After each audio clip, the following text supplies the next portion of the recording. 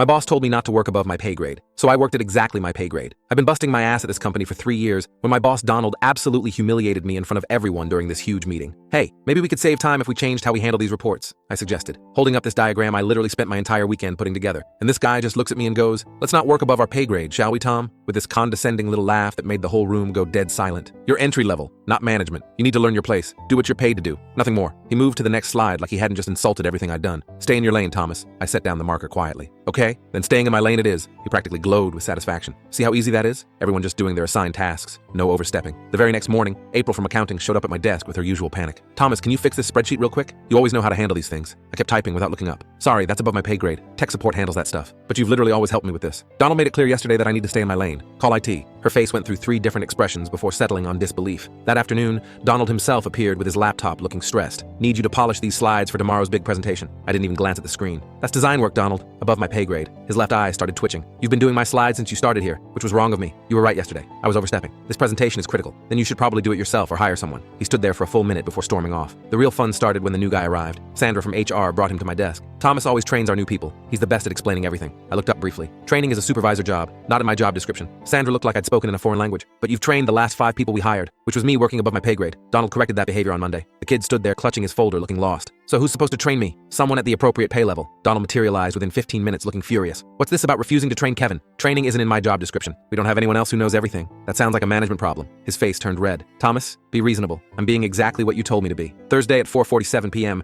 Donald rushed over in full panic mode. "Emergency. Important client needs updated numbers for their 5:30 call." I was already packing my bag. "My hours are 9 to 5. This can't wait until tomorrow. Overtime requires authorization and higher pay rate." "Thomas, don't do this. I'm doing exactly what you instructed. Staying in my lane." I logged off while he stood there speechless. "The contract is worth $2 million. Sounds like something management should handle." Friday's department meeting turned into a complete disaster. Donald tried presenting without all the background work I usually did. The VP asked about details Donald couldn't answer. "Where are the breakdowns?" Donald fumbled with his laptop.